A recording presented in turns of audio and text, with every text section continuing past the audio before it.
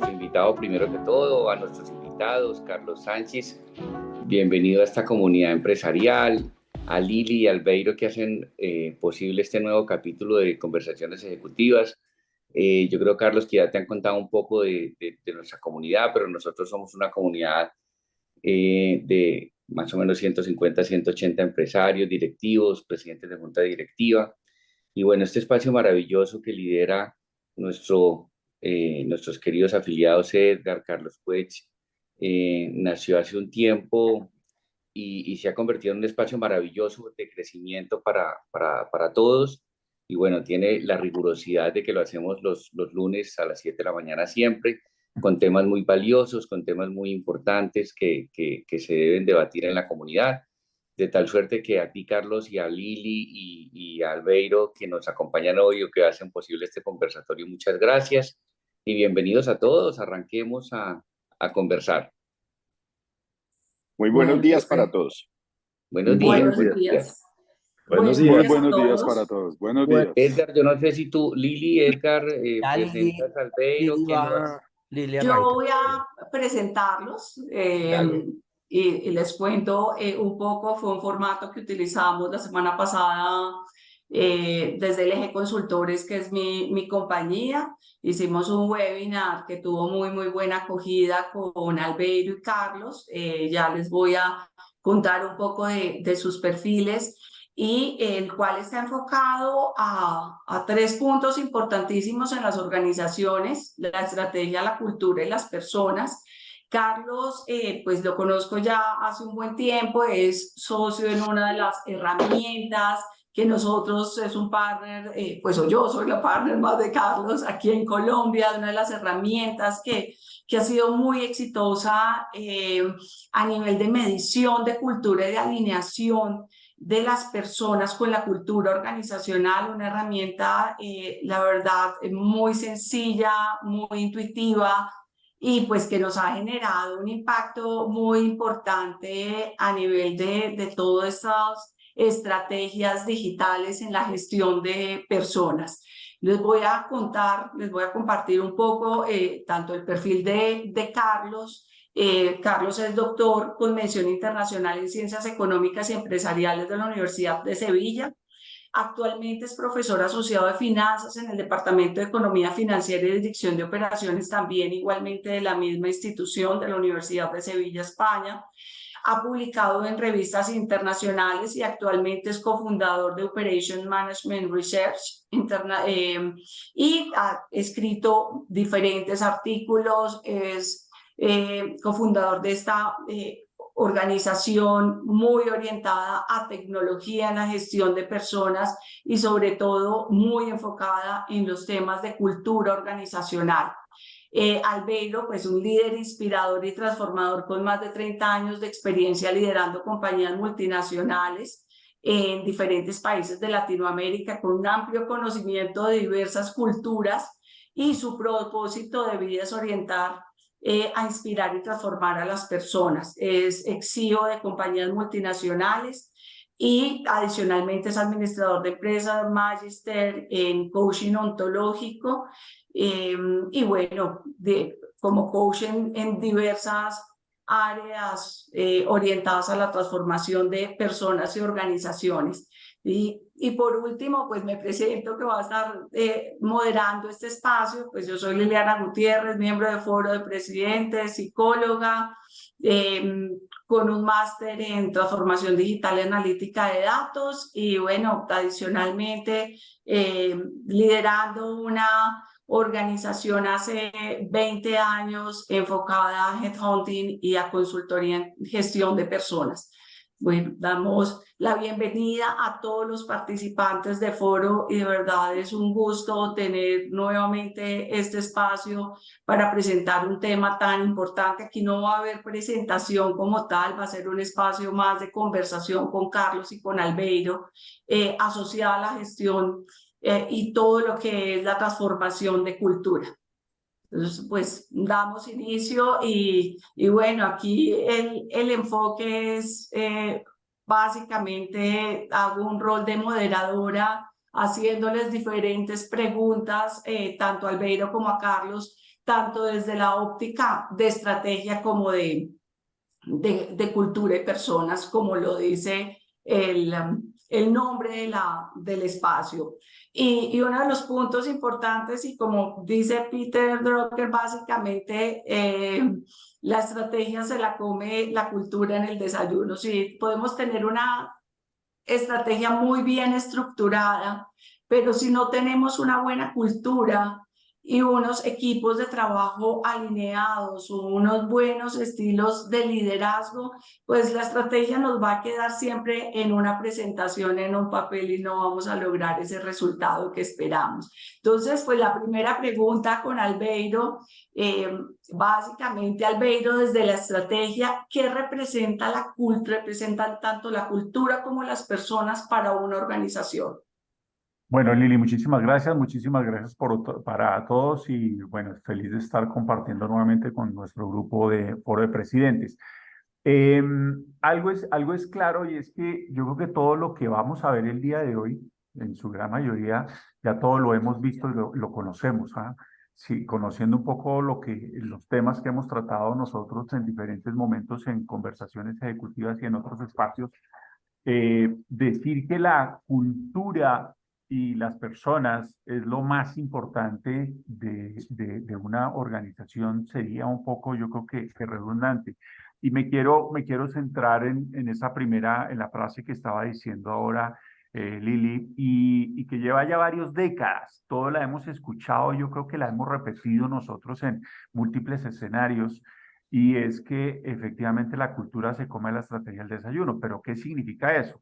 Porque es importantísimo, y algo que nos está pasando con este y muchos otros temas es que nosotros lo sabemos, pero no lo hacemos. Algo siempre sucede. Y cuando uno mira cuáles son y el por qué, cuál es el fondo que tiene esta frase, pues no es otra cosa que entender que la influencia y las decisiones, hay influencia en las decisiones y en los comportamientos de las personas.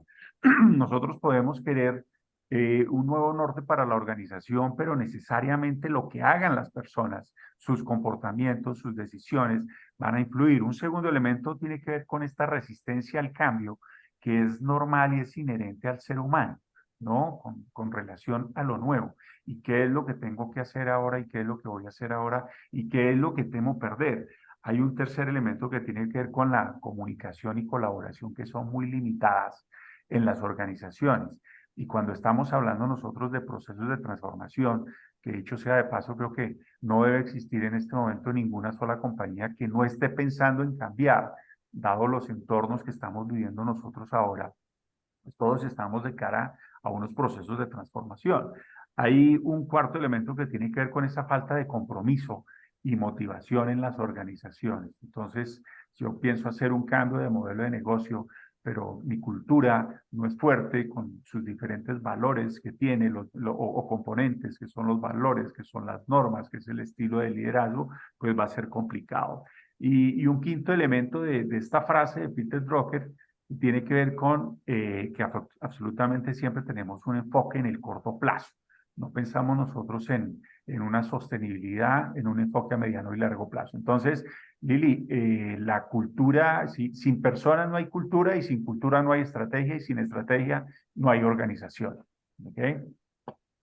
Gracias, Albeiro. Y bueno, la pregunta para Carlos la cambio un poco, y desde Carlos, como experto en cultura, desde la cultura, ¿qué representa la estrategia y las personas? Pues Liliana, muchas gracias por tu pregunta, y me vas a permitir, bueno, pues dar las gracias al Foro de Presidentes bueno, a ti, porque tú eres la que me ha presentado, y al Foro de Presidentes por confiar en mi persona para compartir un rato. Me siento muy honrado. Sé del altísimo nivel de la audiencia que tenemos hoy, así que responsabilizado y honrado de estar aquí con vosotros. Y con ganas de compartiros lo que sabemos nosotros un poquito, ¿no? Y adaptarlo. Yo creo que aquí, y me gusta abrir mis intervenciones normalmente hablando de lo que no es cultura. El término cultura, cultura empresarial, está muy manoseado últimamente, y yo creo que es conveniente arrojar un poquito de luz, ¿no? Y se confunde mucho la cultura organizacional con lo que es el clima. oiga, está correlacionado. Un mal clima es una consecuencia de una mala cultura, pero cultura y clima no es lo mismo, no es confundir la parte por el todo. Cultura no es que nuestras oficinas sean bonitas y poner juegos y repartir pizzas los viernes, ¿no? Eso tampoco es cultura, eso es, oye, algunos símbolos que pueden estar ahí y ojo que hay mucho travestismo, ¿no? En este caso, ¿no? Empresas con una cultura horrible, pero que apuestan por invertir, por tener unas oficinas abiertas y por querer dar una imagen que realmente no es la verdadera dentro de la organización. Entonces yo, fijaos que voy a intentar compartir para vosotros lo que para nosotros es cultura, para nuestros clientes se lo hemos hecho entender así y les ha servido de mucho. Y no me voy a poner nada académico, a pesar de que sí soy académico, ¿no? Una vez de mis vertientes profesionales. La cultura es lo que hacemos cuando nadie nos mira.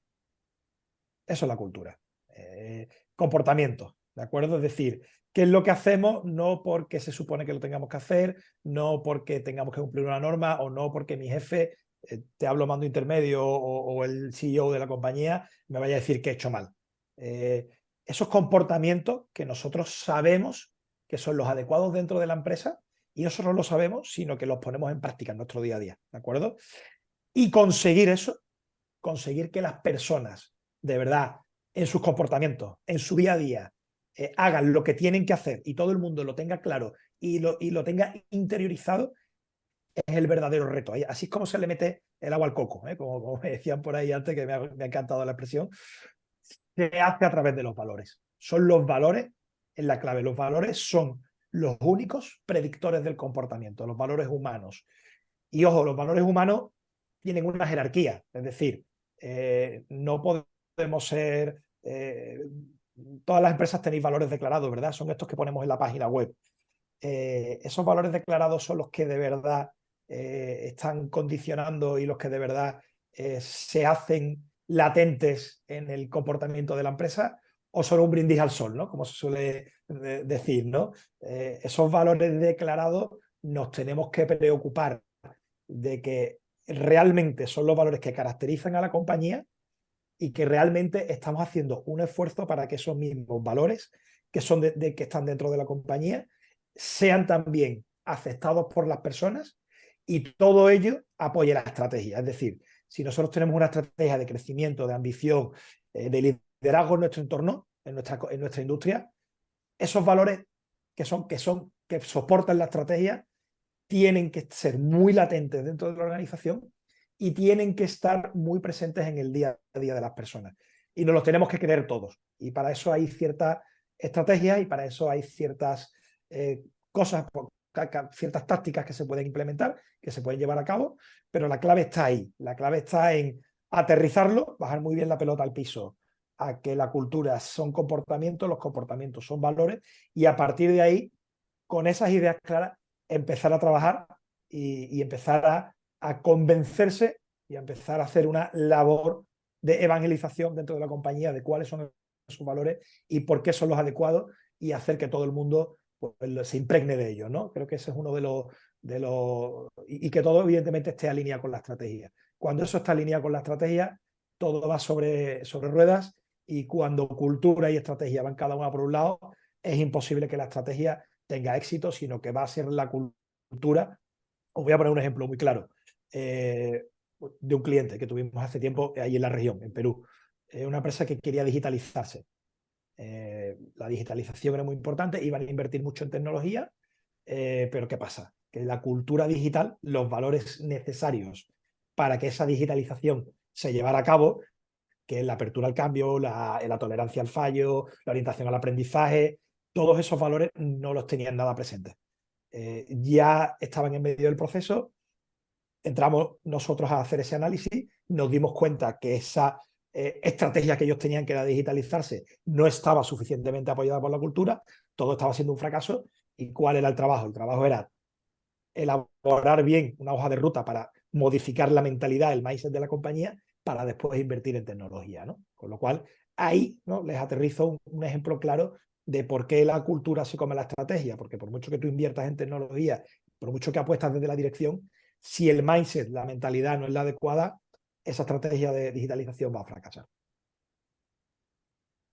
Hay dos puntos importantes. El primero, cuando Carlos habla de clima, a nosotros nos pasa mucho a nivel de consultoría, mídenos clima, pero a la vez incluye unas preguntas de cultura, y estos son dos temas totalmente diferentes. Básicamente esa cultura es como el ADN, es como nuestra identificación como compañía, que nos identifica. Y el clima es un estado. Ese estado no es lo que me identifica en cierto momento. Siempre cuando hacemos medición de clima, les decimos a las compañías, hagan la medición y hacemos la sensibilización con base en un año, en un lapso. Piensen en este último año, cómo ha estado la compañía y cuál es la percepción que tienen los colaboradores de ese momento, de ese espacio de tiempo, pero no es lo que identifica, y esto no se puede mezclar, son dos elementos o dos procesos totalmente diferentes, mientras que cuando hago medición de cultura es como aplico una herramienta para identificar la personalidad de la empresa.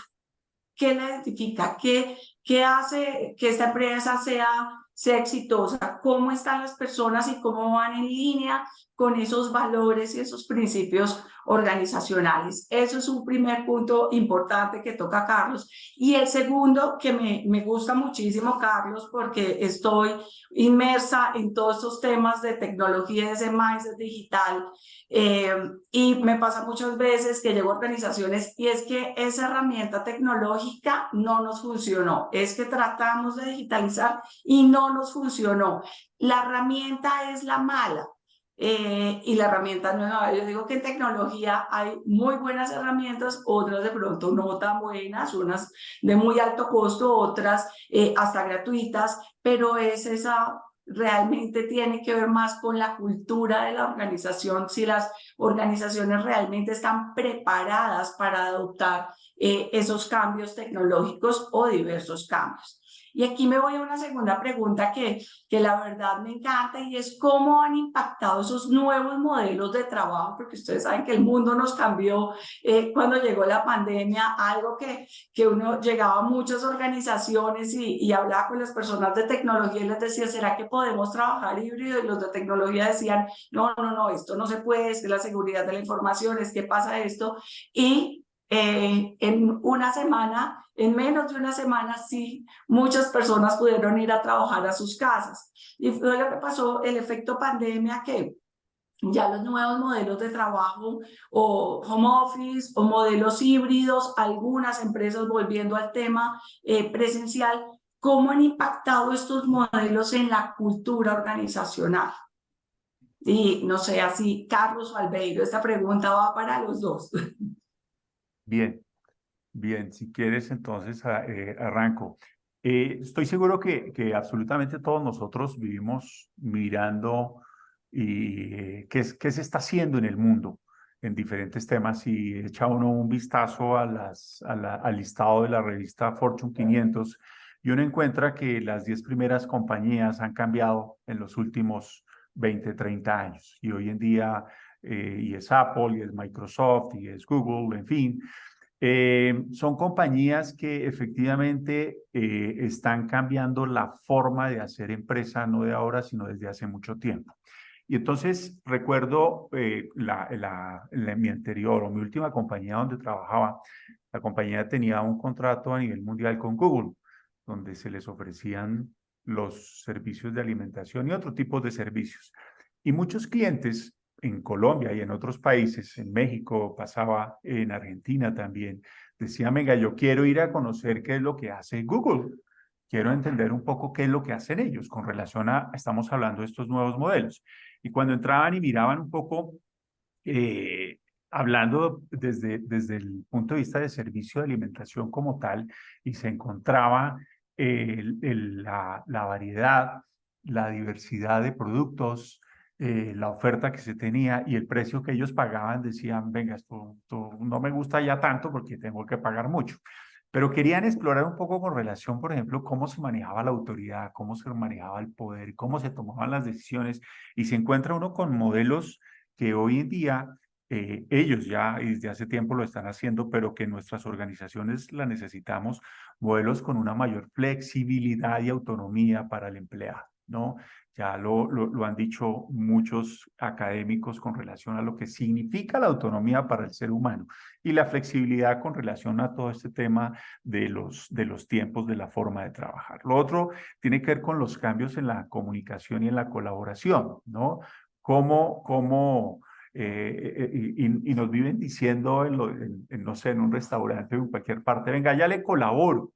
Y lo que vemos nosotros es que las organizaciones ya no se mueven tanto por jerarquías, sino en espacios de co-creación, de colaboración, de co-construcción, en donde la información, en donde los conocimientos y experiencias de todos, independientemente del origen, independientemente de muchas características de las personas, va a ser valioso. Otro elemento importantísimo tiene que ver con los desafíos en el mantenimiento de la cohesión y el sentido de pertenencia a las organizaciones. Carlos decía hace rato, esto no debe ser los viernes de pizza, como han aparecido en muchas compañías. Entonces hagamos el viernes de pizza y démosles el viernes a partir de las 3 de la tarde. Y realmente no trabajan los temas de fondo, porque con eso lo que se busca es motivación, pero no la inspiración, que es lo que en últimas buscamos nosotros. Otra de las características también que deben tener estos nuevos modelos está relacionado con ese trabajo remoto, ¿no? Pareciera que estas nuevas generaciones y muchos de los requisitos ¿y cuántos días puedo trabajar yo en mi casa? Porque yo creo que parte de los beneficios que tuvo la pandemia, lo veo yo de esa manera, es que llevó a las personas a compartir más tiempo en sus casas, cuidando a sus hijos, compartiendo con su esposa, cuidando a su mamá, cuidando a su abuela. Y esto nos llevó a nosotros a un sentido de que absolutamente no todo en la vida es trabajo, sino que debemos tener nosotros un balance. De manera que esos modelos necesitan que nosotros hagamos muchísimos ajustes, muchísimas adaptaciones, porque no dejan de ser respuestas, no dejan de ser respuestas a todos estos desafíos, a todas estas características y condiciones que estamos viviendo nosotros hoy en el mundo. Entonces, yo creo que la invitación, y antes de pasar a adoptar un nuevo modelo, debemos entender nuestra cultura, ¿no? ¿Y qué dice nuestra cultura? De cara a un modelo flexible, de cara a una colaboración, de cómo lo vamos a fomentar. Tenemos necesariamente saber y conocer cuál es el punto de partida de nuestra cultura. Lo que sucede cuando uno va a arrancar, no sé, a correr una maratón. Quiero correr una maratón. Y es diferente para aquel que todos los días puede trotar o camina 5 o 10 kilómetros, pasar a correr una maratón. Pero si hay alguien que nunca se ha levantado en las mañanas o en las tardes a correr 1 metro, pues está arrancando, está partiendo desde un punto de vista diferente. Y a eso nos referimos con identificar. Antes de una respuesta con un modelo es conocer muy bien la cultura, Lili. Sí, Carlos, la misma pregunta, ¿cómo ha impactado esos nuevos modelos y la cultura? Pues mira, Liliana, yo en este caso voy a ser bastante claro y voy a intentar ser breve. Yo creo que por un lado estamos en un cambio de paradigma bastante importante. Y el cambio de paradigma vino, por un lado, por la pandemia, efectivamente, pero se ha acentuado también por la batalla del talento que vivimos ahora mismo. El cambio de paradigma nos determina que antes, hasta hace muy poquito tiempo, las empresas se encontraban en una posición predominante en el que, bueno, tenía una lista ingente de candidatos que cumplían los requisitos y se podían quedar con el que quisieran. Ahora estamos dándole la vuelta un poco a la tortilla. Cada vez a las empresas les es más difícil encontrar el talento adecuado. Y cuando se encuentra el talento adecuado, hay que ofrecer las condiciones más atractivas. Y en las nuevas generaciones, estos nuevos cambios de modelo, pues todo el mundo quiere cada vez más esa flexibilidad, que a mí me parece bastante buena, esa autonomía, que además la autonomía precisamente es uno de los valores que favorece la innovación, que favorece la mentalidad, la cultura de la innovación, dar autonomía, dar cierta libertad, eso es algo bueno, pero ojo, no nos pasemos de frenada. Albeiro ponía el ejemplo de Google y yo le tomo también el ejemplo de Google. La cultura, la mentalidad de la empresa debe de transmitirse. Una empresa en la que no se convive, no hay una cultura fuerte, porque cada uno va a ir por su lado. Es decir, la cultura se transmite por choques. Tenemos que chocar en el sentido positivo, ¿no? Tenemos que chocarnos, ¿no?, con otros y conversar y de una manera, y no solamente por Teams o no solamente en el team building que organiza la empresa, sino que tenemos que favorecer que empleados de diferentes departamentos, de diferentes estructuras, coincidan en el ascensor, en la máquina de café, en el almuerzo, y por la mera observación, por la mera conversación espontánea, ahí es la única manera que tenemos de transmitir una cultura y una mentalidad y unos valores concretos, ¿de acuerdo? Con lo cual, cuidado con los modelos remotos o 100% remotos. Modelo flexible sí, modelo híbrido sí, pero un modelo híbrido que sea, no sé, si de 5 días a la semana, al menos 3 en la oficina, ¿de acuerdo? Y he comentado el ejemplo de Google, pero al final no lo he contado. El ejemplo de Google es que Google tiene medidos exactamente cuánto debe de durar la fila del almuerzo. Tiene exactamente el personal concreto para que en la fila del almuerzo estemos 5 minutos. Porque claro, si llegas y de repente te dan tu bandeja, te vas, no hay choques. Y si se demora demasiado, pues cabreo y enfado al personal y baja la productividad. Entonces tienen una pequeña cola, una pequeña fila saludable que hace que de manera espontánea hables con el de atrás, hables con el de delante, y ellos tienen medido, ¿no?, que con diferentes estrategias, fijaros qué tontería, ¿no? Estrategias pequeñitas, pero que faciliten de una manera espontánea que las personas conversen entre sí y se vean y se observen esos comportamientos. De modo que, por un lado, tenemos la batalla por el talento, que nos va a exigir ser cada vez más flexibles y modelos más híbridos y home office y todo esto, pero cuidado porque si apostamos a un modelo demasiado home office, demasiado poco presencial, corremos el riesgo de hacer añicos la cultura que tenemos. O es más, si estamos en un cambio de transformación cultural, es mucho más fácil cuando tengo todo el mundo en la oficina, cuando tengo a las personas en el mismo espacio, porque la cultura al final también se transmite por símbolo. Decíamos, la cultura no es lo que pasa en la oficina, pero sí ocurre que facilita, ¿no?, que esa presencialidad y esa interacción es la que facilita la cultura. Con lo cual, cuidado y no perdamos esa manera que de toda la vida ha sido la que ha transmitido la cultura y que en el futuro seguirá siendo así, ¿no? Bueno, Carlos, ahí tocas unos puntos súper importantes y es lo que está pasando ahora en general, y yo se los digo desde nuestro negocio de headhunting. Ya identificar, conseguir talento no es fácil. No es fácil porque los candidatos cambiaron su mentalidad y ya desde el mismo contacto telefónico no les interesa si, dependiendo de los modelos, todos los temas presenciales o que sea 100% home office.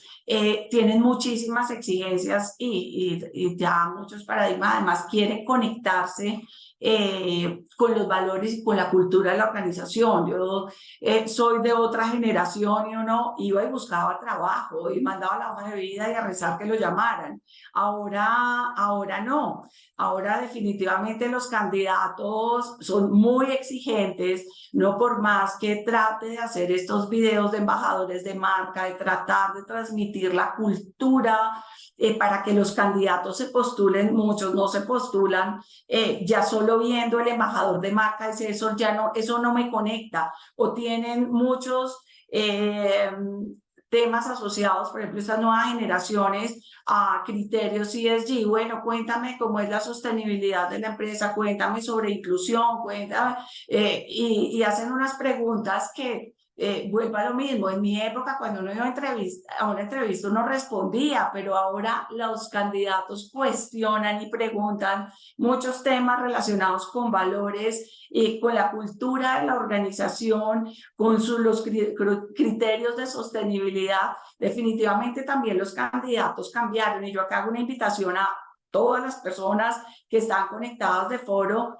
Cuando nosotros hacemos un levantamiento de perfil, a veces nos dicen, tráeme a una persona de Google, yo la quiero, pero tenemos una cultura muy rígida, muy burocrática, y eso no es malo, es que son empresas diferentes. Yo digo, no hay empresas buenas ni malas, ni igual los candidatos, no hay candidatos buenos ni malos, pero las personas en general, cómo realmente se están conectando desde la cultura.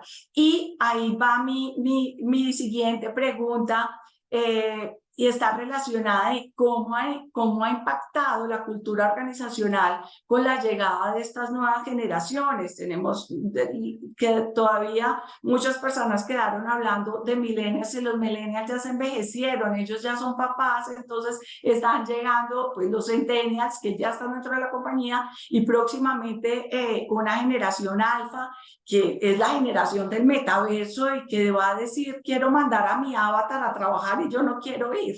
Entonces, ¿cómo están impactando estas nuevas generaciones la cultura organizacional? Carlos, si quieres comenzar. Tú. Venga, perfecto. Pues mira, es interesante, ¿no? Hablaba hace un segundo de la batalla por el talento. Y la batalla por el talento se está librando precisamente en una parte muy importante en la cultura y en los valores. Nosotros manejamos un informe de Deloitte, de la consultora internacional, que seguro conocéis, que dice que el 80% de los millennials tampoco se envejecieron tanto. Los millennials más viejos tienen 40 años. Entonces, bueno, ahí ya están entrando los centennials, pero la fuerza de trabajo, o sea, la que va a sustituir, ¿no? los directivos del futuro son los millennials, ¿eh? Y esta encuesta de Deloitte de no hace mucho tiempo decía que el 80% de los millennials no trabajarían en una empresa en la que no se compartan sus valores. Esto es crítico, y esto está detrás de lo que, hablando con directivos como los que estáis aquí, escuchamos todos los días. Carlos, estoy desesperado. Carlos, la gente se va. Carlos, la gente no me dura más de un año. 6 meses y se están yendo. ¿Qué pasa? Y hay un desconocimiento. ¿Qué pasa? ¿Qué pasa? ¿Qué está ocurriendo? Pues lo que está ocurriendo es que efectivamente estos empleados que todavía son jóvenes, pues no se están sintiendo cómodos. No se están sintiendo cómodos porque sus valores no coinciden con los de la empresa. Y esto nos implanta un doble reto. Un primer reto es identificar bien cuáles son mis valores como empresa, porque, ojo, esos valores declarados que tenemos en la página web son de verdad los que se viven en la organización. Nos pasó un caso, evidentemente no voy a desvelar el nombre, pero hicimos una auditoría de cultura a una empresa cuyo valor, 3 valores declarados, uno de ellos era la innovación. Le hicimos la auditoría de cultura y salió la innovación del pool de 36 valores universales que analizamos, el último. ¿Qué está pasando cuando yo acepto una empresa, una oferta de una empresa que pone sus valores declarados que son muy innovadores y en su web venden que son súper innovadores, y cuando entro ese valor no está por ninguna parte? ¿Qué hago yo como candidato? Marcharme, ¿verdad? A los 3 meses, a los 4, a los 6, lo que aguante y en cuanto pueda, y en cuanto consiga otra oferta mejor. Con lo cual, una regla número 1 en este caso es no hacerse trampas al solitario.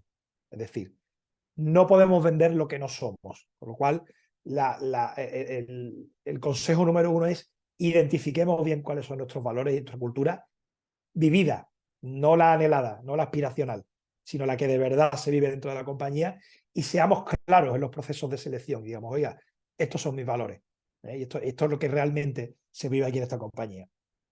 Porque eso por lo menos hará que el candidato que se quiere incorporar a nuestra organización pues haga donde viene, y hay menos probabilidades de que se quiera marchar.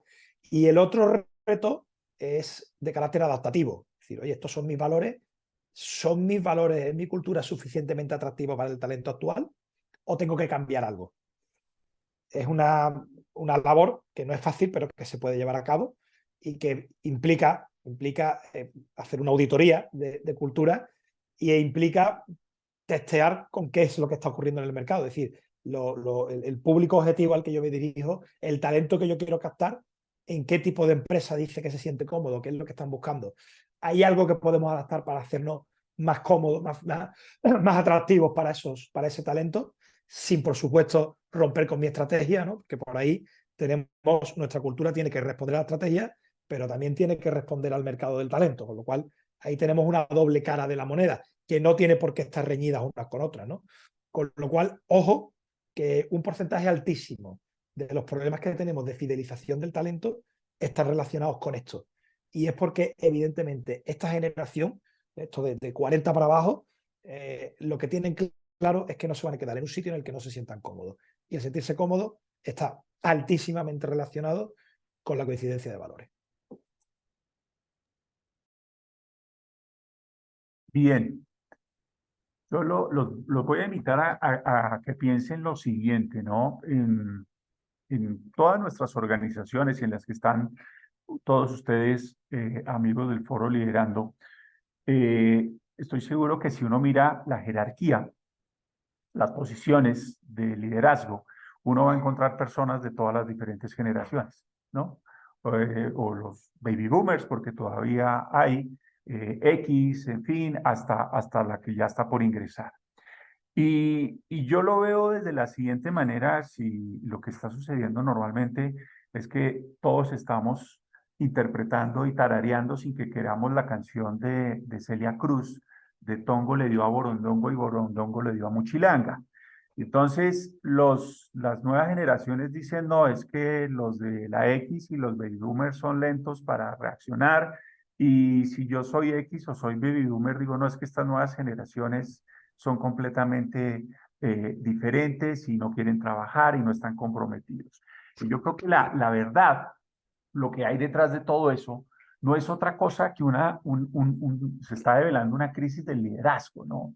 No solo de los antiguos, de nosotros, los que ya tenemos muchos años y que fuimos criados y educados con estilos de liderazgo y metodologías de liderazgo del siglo XX, ¿no? Con desafíos del siglo XXI que tenemos nosotros hoy en día. Entonces, creo que lo que está de fondo, hay un tema con una necesidad de transformarnos desde el liderazgo.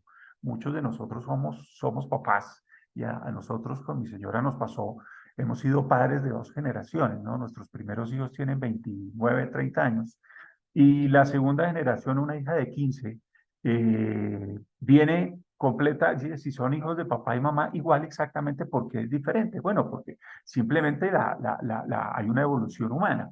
Pero a nosotros hemos tenido que transformar nuestro estilo y nuestra forma de ser padres para acompañar a estas nuevas generaciones. Es exactamente lo que debe suceder en nuestras organizaciones.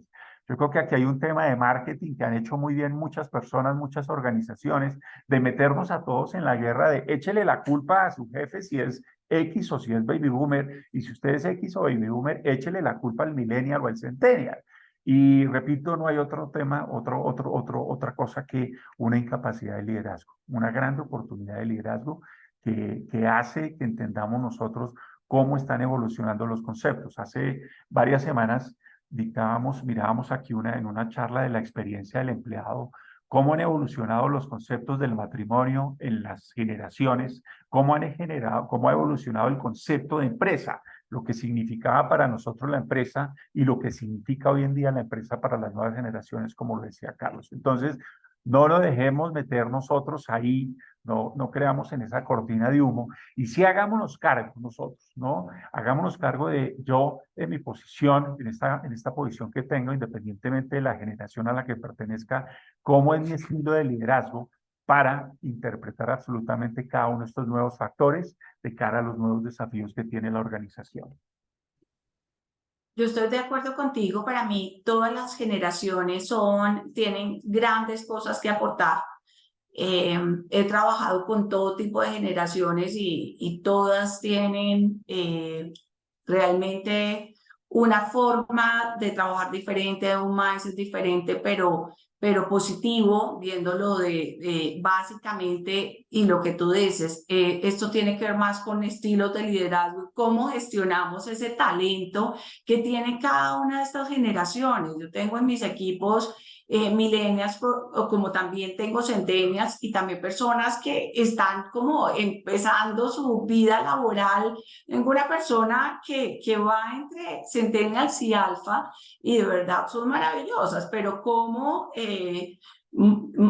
modero mi estilo de liderazgo para acompañar a estos equipos diversos de trabajo. También abrazar lo que es la diversidad y la inclusión en los equipos, y esto realmente una empresa que tiene esta diversidad, y no solo a veces lo confundimos el término, sino en general de diferentes culturas, diferentes regiones u otros países. Es que el término es bastante amplio.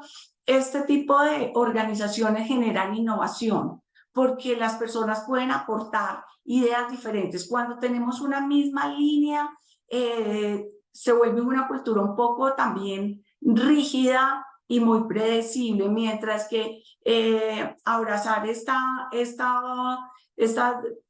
diversidad de equipos, como lo menciono, permite la creatividad, permite acompañar muy bien la estrategia de la organización desde la innovación y esto realmente es muy valioso para pues, construir o desarrollar o fortalecer este tipo de culturas. Y una pregunta que me parece pues importante después de todo lo que hemos venido hablando es ya el cómo podemos evaluar, cómo podemos medir la cultura de la organización para tener esa línea de base. Hemos hablado de la importancia de conocer muy bien la cultura y de gestionarla, pero ¿cómo la medimos o qué recomendaciones pueden dar Carlos y Albeiro a este maravilloso grupo de empresarios pues, de cómo empezar a gestionar esa cultura desde una línea de base? Pues si quieres, empiezo yo, Albeiro, si me permite. Bueno, antes del cómo, que lo podemos ver también, lo que sí que me gustaría dejar muy claro que sí o sí es imprescindible tener identificada la cultura corporativa, tanto la cultura dentro de la organización como de las personas que trabajan dentro, cuál es esa cultura a la que nos queremos mover. Es imprescindible, porque ya se sabe que lo que no se mide no se puede gestionar, y lo que no se puede gestionar no se puede mejorar. Con lo cual, tenemos que pasar de las palabras a los hechos. Y como hemos dicho, la frase está ahí famosa de Peter Drucker de que la cultura se come la estrategia para desayunar. La venimos escuchando de hace 30 años, pero llevamos 30 años escuchándola, pero sin todavía meterle mano y poner el cascabel al gato de decir, vale, sí, está muy bien, pero vamos a empezar a gestionarla. Y para poder gestionarla hay que empezar a medirla. Con lo cual, la medición de la cultura es posible. La medición de la cultura, el enfoque que yo considero, ¿no? Como vengo comentando desde el principio, el enfoque que considero más claro es hacerlo a través de los valores. Identificar valores predominantes dentro de la organización, es decir, hay que utilizar herramientas, assessment, que estén validados científicamente y que nos permita de una manera más o menos simple. No soy muy amigo de los enfoques de focus group, entrevistas. Creo que lo que yo, como también tengo de formación financiera, se dice, ¿no?, en evaluación financiera, que los sistemas de evaluación tienen que ser ágiles, rápidos y poco costosos, ¿no? Pues yo creo que en esto de la cultura también tienen que ser métodos rápidos, ágiles y poco costosos. Es decir, un buen assessment que nos permita preguntar a la gente desde un enfoque científico y que nos permita hacer una foto de qué es lo que está ocurriendo en la empresa, cuáles son esos valores que realmente se están viviendo dentro de la empresa pero que nos permita profundizar un poco para ver qué es lo que posiblemente nos pueda estar haciendo ruido, si ese diagnóstico que ha salido está relacionado con la estrategia o no está relacionado con la estrategia, y poder elaborar un plan de acción que nos permita comenzar a competir dentro de la organización. Y ya no solo eso, ¿no? Como comentaba anteriormente, un buen diagnóstico de cultura nos va a venir muy bien también a la hora de la contratación. Cuando yo sé exactamente qué es lo que está pasando dentro de mi empresa, me es mucho más fácil machear a los candidatos, porque tengo que buscar a gente que se parezca a esto que tengo yo dentro de casa. Pero hacerlo de manera objetiva, no hacerlo de manera subjetiva, porque la subjetividad induce error y lo que debemos de intentar es asentar todo esto que venimos aquí hablando sobre base muy sólida, sobre KPIs y sobre datos objetivos. Bien, yo quiero llenarlos de más motivos, es del por qué lo tienen que hacer, porque como les decíamos en un comienzo, creo que de lo que hemos visto acá durante estos ya 40 y tantos minutos, muchos de ustedes deben decir, sí, eso yo ya lo sabía, yo lo sabía. Y los quiero llevar a más motivos es al hacerlo y el por qué hay que hacerlo, ¿no? Y estamos ya en julio, que se está acabando prácticamente julio con todos los memes que tenemos aquí de tu paisano español por aquí en Colombia y creo que por el mundo, Carlos. Y los invito a que revisen su estrategia en cada una de las empresas, la que se formularon ustedes el año pasado, a comienzos de año, cuando lo hayan hecho. Y entren a mirar los gaps que tengan de aquellos objetivos que ustedes no han cumplido. Si tenía que ser con incrementar las ventas, si tenía que ser con, no sé, mejorar la eficiencia, si tenía que ser con la rentabilidad, si tenía que ser con un proceso de transformación digital, en fin, y hagan la famosa técnica que conocemos de los 5 porqués. Y si tienen que ir al sexto, al séptimo, ¿por qué? ¿Y por qué no he cumplido, no crecí un 20% como yo esperaba? Y no crecí un 20% como esperaba porque no saqué el producto a tiempo. ¿Y por qué no saqué el producto a tiempo? No saqué el producto a tiempo porque el equipo no estaba preparado. ¿Y por qué el equipo no estaba preparado? Vamos a llegar en algún momento de los porqués a temas de cultura y al tema de personas. Al tema de personas. Es que no contraté, no estaba la persona indicada, es que no siguió las instrucciones, es que me faltó liderazgo. Entonces yo los invito a ustedes es a que se llenen más de más razones del por qué hay que hacer efectivamente la evaluación de la cultura para saber en dónde estoy de cara a dónde me quiero mover. ¿Ok? Bien, Lili. Hay un punto importante y es que se tiene la percepción en las organizaciones que una medición de cultura es muy larga y muy dispendiosa. Esto hace muchos años, yo participé en muchas mediciones de cultura y esto era como de nunca acabar. Eran unas mediciones bastante complejas donde tenía uno que analizar artefactos, estilos de comunicación. De verdad era un proceso denso. Ahora aquí haciendo un poco de publicidad, pues con Carlos ha desarrollado una herramienta espectacular, muy, muy reconocida a nivel de medición de cultura, además que es una herramienta digital en donde se responde fácil y rápidamente y pues nos da todo un panorama cultural de la organización muy, muy interesante.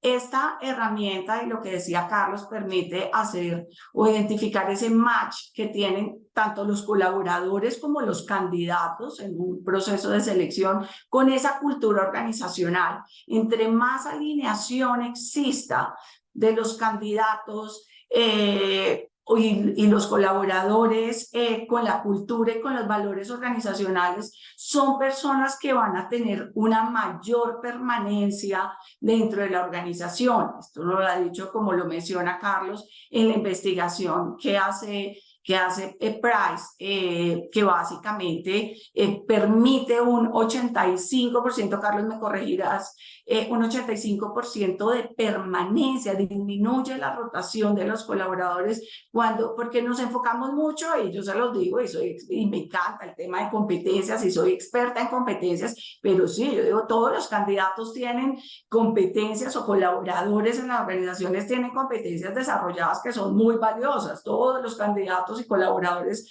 pues son buenos, pero ahí viene el ajuste, qué tantas esas personas se ajustan a los valores y a los principios de la organización. Entonces, pues importantísimo, como lo menciona Carlos y Albeiro, tener esa línea de base, conocer nuestra organización. Muchas veces no la conocemos realmente y no la tenemos.